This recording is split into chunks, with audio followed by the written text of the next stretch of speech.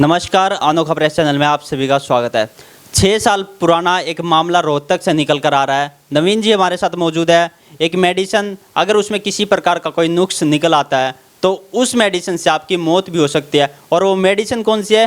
Calcium की, जिस medicine को एक औरत लेती है। हमारे साथ नवीन जी है। नवीन जी सारा मामला बताएंगे। इस बात की पुष्टि कर रहे हैं कि कंपनी पर बड़े बड़े आरोप लगा रहे हैं। क्या आरोप है? तो सबसे पहले नवीन जी नमस्कार, हमारे चैनल पर आपका स्वागत है। नमस्कार। तो ये जो आप क्या मामला है, किस बारे में हमें यहाँ पर बुलाया गया? क्योंकि आप बता रहे हो कि कंपनी पर बड़े बड़े आरोप लगा रहे हो, दूर दूर तक आप यात्रा भी की आपने, क्या मामला था? देखिए, ये मामला सन 2018 अगस्त का है। 2018 अगस्त में मेरी वाइफ जब प्रेग्नेंट थी और वह सिविल हॉस्पिटल जाती है। सिविल हॉस्पिटल में उनको एडमिट कर लिया जाता है क्योंकि प्रेगनेंसी का लास्ट जो दौर होता है।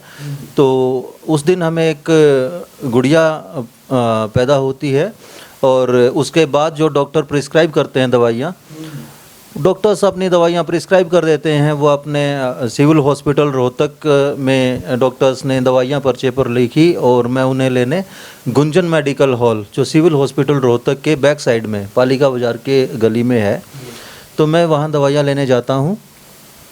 तो दवाइयों का बिल भी मैं लेता हूँ। दवाइयाँ लेने के बाद हमें डिस्चार्ज कर दिया जाता है, हम घर आ जाते हैं। घर आने के बाद दवाइयाँ हम रेगुलरली जिस हिसाब से डॉक्टर ने बताया है दवाइयाँ ले रहे होते हैं। तो क्या होता है, एक दिन शाम का वक्त था जब मेरी मिसेज़ दवाई ले रही थी। तो जैसे ही वो स्ट्रिप से टैबलेट को बाहर निकालती है, टैबलेट को पकड़ती है तो कहती है मेरे अंगूठे में कुछ चुभ रहा है। तो देखा जाता है टैबलेट को ध्यान से, तो उसमें एक मेटल की छोटी सी पिन होती है। तो आप देखिए, अगर वो दवाई बाई चांस ले ली जाती है, अगर या वो पिन सारी अंदर होती दवाई के, तो क्या होता। उस दौर में एक लेडीज़ की जो बॉडी होती है बड़ी सेंसिटिव हो जाती है। उस दौर में अगर वो टैबलेट ले ली जाती तो 95-99% मैं ये कह सकता हूँ कि मौत उसकी स्वाभाविक थी, होनी थी। और उसका कारण, मैं एक बार रोकना चाहूँगा आपको। अच्छा ये बताइए, जैसे मेडिसिन आप ले रहे थे, वो फर्स्ट डे वाले दिन ही वो मेडिसिन मिली या फिर 1-2 दिन लेने के बाद मिली? देखिए, पूरा मुझे ध्यान नहीं है, 3-4 दिन हो गए थे, 3-4 दिन बाद वो मेडिसिन ले रहे थे जब की बात है। अच्छा जी। तो वो भगवान का शुक्र है कि हमारी वो टैबलेट पहचान ली गई और उसका इनटेक नहीं हुआ बॉडी में और हम बच गए। अगर वो ले ली जाती तो ये कितनी बड़ी हानि थी मेरे लिए, मेरे परिवार के लिए, वो हमसे ज़्यादा और कोई नहीं जान सकता। और आप सभी लोग भी इन चीज़ों से सावधान रहें। कोई भी कंपनी की, किसी भी कंपनी की आप टैबलेट लें तो आप उसे घोल के या उसे तोड़ के चूरन करके चूरा बना के उसे लें, ताकि इस तरह की कोई भी प्रॉब्लम ना आए। अगर गोली ले ली जाती तो जो टैबलेट का काम था बॉडी के अंदर डिज़ोल्व हो जाना, वो डिज़ोल्व हो जाती, उसका साल्ट अपना काम करता और पिन अपना काम करती। पिन किसी भी बॉडी ऑर्गन में चुभ जाती, वहाँ इन्फेक्शन क्रिएट करती और 3-4 दिन तक मरीज़ दर्द से परेशान होता और फिर मरीज़ को अपना जीवन गंवाना पड़ता। नवीन जी ये बताइए, जैसे आप मेडिसिन में आपको छोटी सी पिन मिली, तो आपने इसकी कहाँ कहाँ पर कंप्लेन वगैरह की? मेडिकल हॉल में या किसी को क्या कुछ रहा आपका ये? देखिए, जैसे ही मुझे ये पिन मिली, शाम का वक्त था, तो अगले दिन मैंने इसकी सूचना ड्रग कंट्रोलर इंस्पेक्टर, किसी भी शहर में औषधि नियंत्रक अधिकारी होता है जो रोहतक पॉलीक्लिनिक में बैठता है, मनदीप मान उनका नाम होता है। मैं उनको उनके जो दवाई की एप्लीकेशन लेके, अपनी एप्लीकेशन एक टाइप करके और उनके पास लेके गया। उन्होंने मुझे आश्वासन दिया कि हम इस पर कार्रवाई करेंगे, पर बहुत दिन बीत गए, कोई कार्रवाई नहीं हुई। तो मैं इसकी सूचना लेकर स्टेट ड्रग कंट्रोलर संस्थान है अपना पंचकुला में, पंचकुला गया। पंचकुला हमने एप्लीकेशन दी। एप्लीकेशन देने के बाद उन्होंने कहा कि भाई जो ये काम है ये आपका रोहतक के अधिकारी जो मनदीप मान जी हैं वही करेंगे। तो मनदीप मान जी इस काम को कर नहीं रहे थे, तो उन्होंने कहा कि मनदीप मान ही करेंगे और हमें एप्लीकेशन देने का कोई फ़ायदा नहीं है, हम इसे मनदीप मान को ही फॉरवर्ड करेंगे। रोहतक से आपको पंचकुला भेजा गया और पंचकुला ने वापस आपको रोहतक भेज दिया? जी। तो मैं दोबारा रोहतक नहीं आया। मैंने इसकी सूचना जो CDSCO बोलते हैं दिल्ली, जो अपना पूरा ऑल ओवर इंडिया का ड्रग कंट्रोल संस्थान है, मैं उसमें इसकी एप्लीकेशन लेकर गया। तो मुझे प्रोसेस का पता लग गया था कि उस सेंटर में एप्लीकेशन दूं या मैं स्टेट में एप्लीकेशन दूं, आनी मनदीप मान जी के पास ही है और वो कुछ करेंगे नहीं, मुझे पता लग चुका था। तो मैंने इसकी सूचना CM विंडो पे दी। CM विंडो पे मैंने एक एप्लीकेशन दी। तो CM विंडो पे एप्लीकेशन देने के बाद क्या हुआ, मनदीप मान जी ने दुकान का जो लाइसेंस है, जिस स्टोर से मैंने दवाइयाँ ली थी, उसका लाइसेंस सस्पेंड कर दिया। उस क्या नाम था उस दुकान का? Gunjan medical hall. कहाँ पर पड़ती है ये पालिका बाजार सिविल हॉस्पिटल के पीछे। उस दुकान का 15 दिन तक लाइसेंस सस्पेंड कर दिया और उस सस्पेंशन के दौरान भी वो गुंजन मेडिकल हॉल खुला रहा। कुछ मुझे सूचनाएं मिली, वो सही या गलत हो सकती है, इसीलिए मैं ऑन कैमरा नहीं बोल सकता उनको। तो हो सकता है उन कुछ वजह रही होंगी जिसके वजह से सूचना मिलने के बाद भी सुचारू रूप से मेडिकल स्टोर चलता रहा। इसकी सूचना मैंने ड्रग कंट्रोल इंस्पेक्टर को दी भी, उसके बावजूद भी वो बंद नहीं हुआ 15 दिन के लिए भी। और इसमें ज़रूरी बात यह है कि इस चीज़ में गुंजन मेडिकल हॉल का कोई फॉल्ट नहीं था। गुंजन मेडिकल हॉल ने तो अपनी दवाइयाँ दी थी मुझे, उन्होंने उनके बिल भी दिए थे, सारी चीज़ें उन्होंने दी थी। उनके पास तो कंपनी से आ रहे और कंपनी की दवाइयाँ वो कस्टमर को प्रोवाइड। तो CM विंडो का जो उनका जो सेटिस्फेक्शन जो लेटर लास्ट में निकालते हैं कि आप इस पे साइन कर दीजिए अगर आप सेटिस्फाई हो कार्रवाई से, तो मैंने वो लेटर पढ़ा, उस पर देखा, तो उन्होंने मुझे फोर्सफुली कहा कि आप इस पे साइन कर दीजिए। तो मैंने उस पर साइन करते हुए उन्हें कहा कि मैं आपसे सेटिस्फाई हूँ भी और नहीं भी हूँ, मैं दोनों चीज़ें लिखता हूँ। तो मैंने आपको कुछ प्रेशर वगैरह तो नहीं दे रहे थे कि आपको लिखना पड़ेगा? प्रेशर वगैरह एक बातों से तो प्रेशर थोड़ा बहुत अधिकारी की तरफ से हो ही जाता है, दिया जाता है थोड़ा सा। तो मैंने उस पर लिखा कि आपने जो कार्रवाई की है इससे मैं अभी तक की कार्रवाई से संतुष्ट हूँ, पर मुझे आगे कंपनी पर कार्रवाई चाहिए, मैन्युफैक्चरिंग कंपनी पर कार्रवाई चाहिए। ठीक है, तो वो कार्रवाई में उन्होंने जवाब में कहा कि हमने सैम्पलिंग रिपोर्ट भेज दी गई है, जो सैम्पलिंग रिपोर्ट आज तक 6 साल हो गए हैं, आज तक नहीं उसका कोई रिपोर्ट आया। तो आप कहाँ कहाँ पर गए हो? जैसे रोहतक का मामला था, फिर आप दिल्ली गए, आपने बताया था कि आप लुधियाना में भी गए थे, वहाँ पर क्या कार्रवाई हुई थी, क्या मामला था वो? जब कहीं से भी कोई सेटिस्फैक्ट्री रिप्लाई मुझे नहीं आ रहा था, तो मेरे एक वकील साथी से मैंने बात की, उन्होंने एक लीगल नोटिस कंपनी में भिजवाया। कंपनी में लीगल नोटिस जैसे ही भिजवाया गया तो हम उसका रिप्लाई का वेट कर रहे थे, जो कि रिप्लाई नहीं आया। रिप्लाई की जगह हमें समन मिलता है एक, और हमें बताया जाता है कि आपके खिलाफ लीफोर्ड हेल्थ केयर कंपनी ने लुधियाना में केस फाइल कर दिया है, और उसमें हमें फ्रॉड बताया जा रहा है। कंपनी कह रही है कि ये किसी भी टैबलेट के अंदर पिन लगा के, और ये कह रहा है कि ये लीफोर्ड की जो है दवाई है, और कंपनी को बदनाम करने की साजिश की जा रही है। और कंपनी कहती है कि ये एक्सटॉर्शन मनी कंपनी से लेना चाहता है, इसलिए ये हमारे ऊपर जो है हमारी बदनामी कर रहा है, हमारे ऊपर केस कर रहा है। ठीक है, तो मैं लुधियाना गया।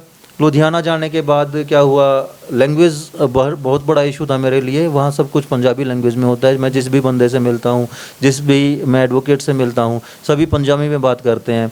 मेरी लैंग्वेज उनको नहीं समझ आ रही है, उनकी लैंग्वेज मुझे समझ नहीं आ रही है। मैं बहुत घूमा वहाँ पे। बहुत घूमने के बाद मुझे एक वकील साहब मिले जिनका नाम एडवोकेट करुण जिंदल था। उन्होंने वहीं से मिले थे आपको? लुधियाना से? लुधियाना कोर्ट में चैम्बर है उनका। मेरे को लुधियाना कोर्ट से करुण जिंदल जी मिले। उन्होंने मेरी बात को समझा। मेरी बात को समझ के उन्होंने कहा कि नवीन जी, हम इसको फाइल कर देते हैं और ये केस थोड़ा लंबा चलेगा, और मैंने उनको ये केस सौंप दिया। तो केस चलता रहा, डेट्स पड़ती रही, मैं डेट्स पे जाता रहा। जहाँ तक खर्चे का सवाल है, एक अनजान शहर में अनजान व्यक्ति से मिलके मैंने केस का डिस्कस किया, और वकील साहब अच्छे थे, कोई दिक्कत नहीं है, पर रोज किसी की रोजी रोटी पे नहीं करना चाहिए। पर एक मुझे तो मोटी फीस वकील को देनी पड़ी। मैंने एक मोटी फीस वकील को भी दी। और आप जानते हैं लुधियाना, रोहतक से लुधियाना जाने में अपना काम छोड़ के जाना पड़ता है। महीने में 4 बार तारीख भी लगी हैं, मैं उनमें भी 4 तारीखों पे गया हूँ। 5 से 8 हज़ार रुपये मेरा एक दिन का जाने का दिन का खर्चा आ जाता था, जिसमें मुझे अपना काम छोड़ के जाना पड़ता। मैं बीमार भी हुआ, बीमारी में भी गया हूँ। मैं आपको बीमारी के डॉक्यूमेंट्स भी अपने दिखा सकता हूँ, मैं कितना ज़्यादा बीमार रहा हूँ, कितने दिन तक बीमार रहा हूँ। ठीक है, उसमें भी मैं गया। ये पूरी हरासमेंट मैंने झेली। और अंत में क्या हुआ, अंत में कंपनी ने अपना केस विड्रॉ कर लिया। अपना केस उठा लिया। कंपनी ने आपके ऊपर केस किया था और कंपनी ने अपने मर्जी से केस वापस ले लिया। मुझे लगता है जब कंपनी प्रेशर में आई, जब केस एविडेंस पे आता है और कंपनी को लगता है कि ये बंदा एविडेंस देगा कोर्ट में और कंपनी झूठी साबित होगी, उस समय पे कंपनी ने केस उठा लिया ताकि बंदा एविडेंस किसको दे। ठीक है, अब मैं इतना ज़्यादा हराश हुआ हूँ, मैं कहाँ जाऊँ, इसलिए मैंने सोचा कि भाई हम सोशल मीडिया जो है वो बहुत बड़ा माध्यम है अपनी बात को रखने का, इसलिए मैंने सोशल मीडिया पर आने का मन बनाया। वो मेडिसिन आप दिखा सकते हो, वो डॉक्यूमेंट्स वगैरह, ताकि दर्शकों को पता लग सके, ताकि इस प्रकार की हानि किसी और को ना हो। जी जी जी, ये मेडिसिन है, ये मेडिसिन है, ये आप देख सकते हैं, Leeford health care limited company जो आप दिखाई दे रही है, Leeford health care limited company लिखी हुई है। और ये कैमरा में अगर दिख जाए तो बहुत अच्छी है। ये जो है ये टैबलेट है, इस टैबलेट के अंदर पिन है। इस पत्ते में अभी 4 टैबलेट और है। जी जी, अगर कंपनी कहती है कि ये टैबलेट हमारी नहीं है, तो जो सॉल्ट है इस टैबलेट के अंदर, ये 4 टैबलेट और हैं इस पत्ते के अंदर। आप इसके अंदर से ये 4 टैबलेट में कोई भी टैबलेट निकाल के सॉल्ट मैच कर सकते हैं, आपको पता लग जाएगा कि इस कंपनी की टैबलेट है। और बैच नंबर वगैरह सब कुछ है। इसकी मैंने शिकायत शुरू से कर रखी है, हो सकता है कोई सैम्पलिंग हुई हो जिससे पता लगे कि कौन सा सॉल्ट इस बैच नंबर में यूज़ हुआ है। ठीक है, और मेरे ख्याल से हो जाना चाहिए, क्योंकि अगर ये भी नहीं हो पाएगा तो इसका मतलब कंप्लीट टोटली फ्रॉड है। कंपनी में कोई भी किसी भी तरह की क्वालिटी जो इनके क्वालिटी मेजरमेंट्स होते हैं तो उन पे कोई ध्यान नहीं दिया जा रहा। जब इतना बड़ा पार्टिकल इसमें आ सकता है, टैबलेट में आ सकता है, तो साल्ट में तो कोई भी गड़बड़ी हो सकती है। और calcium tablet is a journal tablet, ये जर्नल टैबलेट है, कोई भी आदमी कभी, कोई भी लेडीज़ कभी भी ले सकती है। जर्नल टैबलेट में भी ऐसा हुआ है। और बड़ी बात ये है कि ये कैल्शियम की टैबलेट मुझे बाहर दुकान से लेनी पड़ी। मैं सिविल हॉस्पिटल डिस्पेंसरी में गया जहाँ दवाइयाँ फ्री मिलती हैं, वहाँ जर्नल मेडिसिन सिविल हॉस्पिटल में कैल्शियम आयरन जर्नल मेडिसिन हैं, सिविल हॉस्पिटल में उपलब्ध नहीं थी, तभी मुझे बाहर जाना पड़ा। ठीक है, इसके बाद आप क्या चाहते हैं कि 6 साल हो गए आपको इस मामले पर अटके हुए, लेकिन आप क्या चाहते हैं, किस प्रकार न्याय मांगना चाहते हो, क्या कार्रवाई चाहते हो? मैं कंपनी पर कार्रवाई चाहता हूँ। कंपनी की सारे जो मेजरमेंट्स हैं, जो इनके क्वालिटी चेकअप हैं, सारे सही हों, और जो कंपनी से ये गलत हुआ है, जो मेरे साथ गलत हुआ है, इसकी सज़ा कंपनी को मिले। कितना खर्चा हो चुका अब तक आपका? अब तक अप्रॉक्सीमेट मैंने जोड़ा नहीं है खर्चा। अगर मैं देखूं 6 साल का, अगर मैं टोटल खर्चा देखूं तो करीबन 8 से 10 लाख रुपए खर्च हो चुका होगा। 8 से 10 लाख रुपए खर्चा हो चुका है इस मामले पर, लेकिन 6 साल से अभी तक कोई कार्रवाई नहीं हुई। बिल्कुल कोई कार्रवाई नहीं हुई है। इस बारे में जनता को क्या संदेश देना चाहोगे, क्या कहना चाहोगे कि जैसे इस प्रकार के टैबलेट अगर जनता को मिल जाए, क्योंकि आज आपके साथ हो, कल किसी और के साथ भी हो सकता है इस प्रकार का केस? देखिए, जनता को मैं एक ही बात कहना चाहूँगा, दवाइयाँ तो हमें लेनी पड़ती हैं, हमारी जीवन का हिस्सा है दवाइयाँ। जब भी हम बीमार होते हैं हमें हॉस्पिटल जाना पड़ता है, हमें दवाइयाँ भी लेनी पड़ती हैं। पर आप जो भी दवाइयाँ लें वो डॉक्टर प्रिस्क्रिप्शन से अलग ना लें, जिस तरह से डॉक्टर ने बताई है उसी तरह से आप दवाइयाँ लें। दूसरी बात, अगर ये कोई भी दवाई टैबलेट फॉर्म में है तो इसको तोड़ के या इसको चूरा करके या इसको घोल के आप लें, ताकि कोई भी पार्टिकल टैबलेट के अंदर छुपा हो सकता है। अगर ये पिन टैबलेट के अंदर होती तो हमारा बचना नामुमकिन था, हम नहीं बच पाते। और इसका कोई भी ऐसा भी प्रावधान नहीं है कि हम ये साबित कर सकें कि ये जो पिन है ये टैबलेट के माध्यम से हमारी बॉडी में गई है, क्योंकि गोली अगर अंदर जाती है हमारे तो ये डाइल्यूट हो जाती है, घुल जाती। इसका साल्ट जो काम करता है वो बॉडी में काम कर देता, और ये पिन किसी भी ऑर्गन के अंदर जाके चुभ जाती, वहाँ इन्फेक्शन क्रिएट करती, वहाँ ब्लीडिंग होती, और कुछ ही दिनों में या कुछ ही घंटों में राम नाम सत्य हो सकता था। देखो भाई, आप सभी दर्शकों के लिए एक बात है, बड़ा मामला सामने निकल कर आ रहा है। एक मेडिसिन और उसमें छोटी सी पिन अगर आपके शरीर में चली जाती है तो उससे आपकी मौत भी हो सकता है। इस जैसे नवीन जी के साथ हुआ, कल किसी और के साथ भी हो सकता है। इस प्रकार की कंपनियों पर आपको थोड़ा ध्यान देना चाहिए, मेडिसिन पर। और ये जो खबर भी है जो न्यूज़पेपर में भी छपी है, क्या इसकी सारी डिटेल इसमें दे रखी है? ये जो न्यूज़पेपर वालों को मैंने पूरी बात बताई थी, मैंने उनको बताया था कि भाई इस तरह से ये हुआ है तो आप इसे न्यूज़पेपर में छापें, तो उन्होंने दवा कंपनी का नाम छापने से इनकार कर दिया। उन्होंने लीफोर्ड हेल्थ केयर लिमिटेड का नाम अखबार में नहीं छापा। ठीक है, वो कहते हैं कि अगर आपकी बात गलत निकली तो कंपनी हमारे ऊपर केस कर देगी, हमें इसका खामियाजा भुगतना पड़ेगा। तो उन्होंने बात नहीं छापी। मैंने उनको बोला कि आप मेरे नाम से छापिए कि नवीन जी कह रहे हैं कि आप ये कंपनी, इस कंपनी की टैबलेट के अंदर प्रॉब्लम है, तो आप वो छापिए। उन्होंने मना कर दिया। ये अखबार की खबर आपके सामने है। इसमें लिखा है, स्टोर से खरीदी दवा में मिली पेन, सीएम विंडो पर शिकायत। यह अखबार है अपना जो है 20 नवंबर 2018 का अखबार है, 20 नवंबर 2018, ठीक है। दैनिक जागरण है ये। और एक जो है न्यूज़पेपर हरी भूमि में भी हमने ये खबर छपवाई थी। हरी भूमि का जो है वो मैं आपको फोटोकॉपी अभी मेरे पास वो दिखाता हूँ। ये देखिए, ये रोहतक हरी भूमि में ये खबर थी। साइड में छोटी सी खबर इसमें छापी गई कि दवा में पिन मिलने के कारण शिकायत सीएम विंडो पर, ठीक है। इससे आगे कोई भी अखबार किसी ने भी ये दवा की खबर नहीं छापी, जबकि ये मामला सबको पता होना चाहिए, ये सब अवेयर होने चाहिए। हम जान बचाने के लिए दवाइयाँ लेते हैं, ना कि जान गंवाने के लिए दवाइयाँ लेते हैं। रक्षक ही भक्षक हो जाएंगे तो हम कहाँ जाएंगे। बिल्कुल बिल्कुल।